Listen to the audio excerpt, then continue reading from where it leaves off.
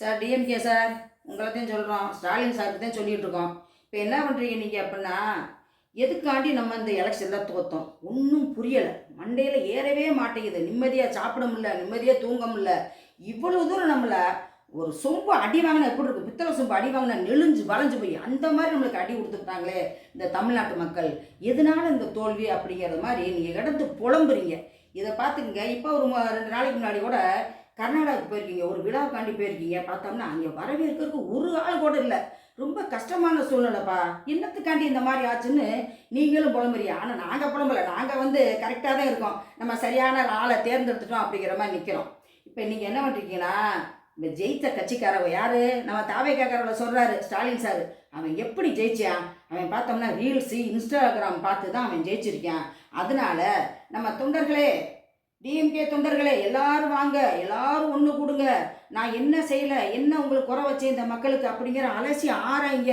நீங்கள் எல்லாரும் என்ன பண்ணணும்னா, திருப்பி அவங்கள மாதிரியே ரீல்ஸு ஃபேஸ்புக்கு இதெல்லாம் போய் நீங்களும் புதுசாக ஒன்று ஓப்பன் பண்ணி அது என்ன ஏதுங்கிறத நீங்கள் ஒரு இதாக நீங்கள் சேர்ந்து செய்யணும். அப்போத்தே நம்ம அடுத்த ஆட்சியில் நம்ம இந்த இடத்த பிடிக்க முடியும் அப்படின்னு சொல்லி நீங்கள் அவங்ககிட்ட சொல்லிட்டு இருக்கீங்க.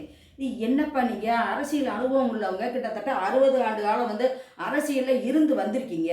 என்ன நேற்றுனைக்கு 2 வருஷத்தில் ஜெயிச்சு வந்த ஆளை கண்டு இப்படி பயப்படுறீங்கப்பா? அவர் எதுவுமே சொல்லலை. அவர் காசை உங்கள்கிட்ட மக்கள்கிட்ட ஒரு ரூபா கொடுத்தோம், 10 ரூபா கொடுத்தோம், எதையும் இல்லை. 10 பைசா கொடுக்காம பிரச்சாரந்தே பண்ணார். அதுக்கு கூட நீங்கள் பாதி நேரத்தை கொடுக்கவே இல்லை. அப்படி இருந்து அவர் இப்படி ஜெயிச்சாருங்கிறது உங்களுக்கு ஒன்றே ஒன்று சொல்லட்டுமா? அவர் மக்கள் மனசில் நின்றுட்டார். ஒவ்வொரு வீட்லேயும் போய் நின்றுட்டார். இதுதான் நடப்பு. ஆனால் நீங்கள் இத்தனை வருஷம் ஆட்சி பண்ணீங்களே, நீங்கள் எந்த மக்களோட மனசில் போய் நின்னீங்க? எல்லாரும் என்ன பண்ணாங்க? உங்களை மண்ணை வாரி சுற்றுனாங்க.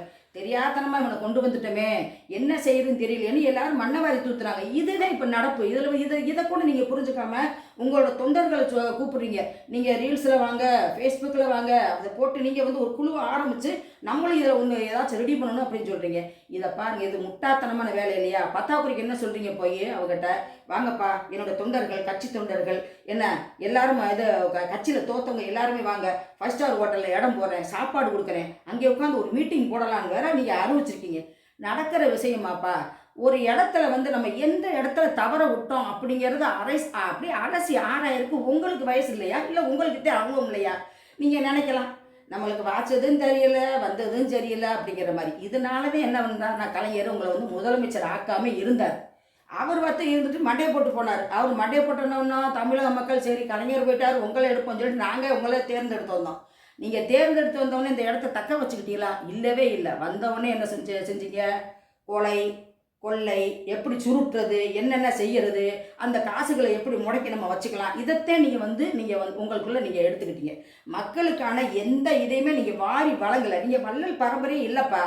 எல்லாம் வள்ளலாக இருந்த கூட உங்கள் வீட்டுக்கு நீங்கள் வாரி வச்சுக்கிட்டீங்க. தமிழக மக்களுக்கு எதுவுமே செய்யலை. நாங்கள் அனுபவிச்சது பூரா கண்ணீர் தான். அதனால தான் பார்த்தோம்னா உங்கள் கட்சி இவ்வளவு அடிமட்டத்தில் போய் ஒன்றுமெல்லாம் போனது. உங்கள் தொகுதியில் உங்களை ஜெயிக்க வச்சோமா?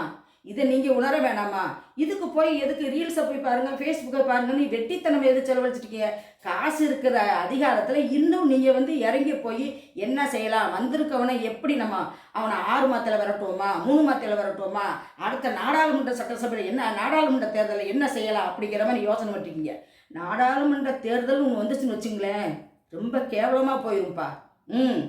கிட்டத்தட்ட நீங்கள் இப்போ இதை காட்டியும் ஒரு இடம் கூட நீங்கள் வர முடியாத அளவுக்கு தமிழக மக்கள் நினச்சிவாங்க. அப்படியே அள்ளி அம்புட்டு போய் ஓட்டையும் தூக்கி அம்புடி தாவேக்கு போட்டு போயிடுவாங்க. இந்த அசிங்கம் தேவைதானா? இதுக்கு மேலே நீங்கள் இருந்து இனிமேல் நம்ம என்ன செய்யலாம்? தமிழக மக்களுக்கு ஏதாச்சும் செய்வோம். அரசில் இருந்தாத்தே இல்லை, அரசில் இல்லாமல் இருந்தாலும் என்னால் தமிழக மக்களுக்கு ஏதாச்சும் செய்ய முடியும்னு நீங்கள் நினச்சிங்கன்னா நல்ல முறை செய்யுங்க. அடுத்தது ஒரு வாய்ப்பு இருந்தால் வேணால் உங்களுக்கு யோசிக்கிறோம் தமிழ்நாட்டு மக்கள். பட்டுமாப்பா?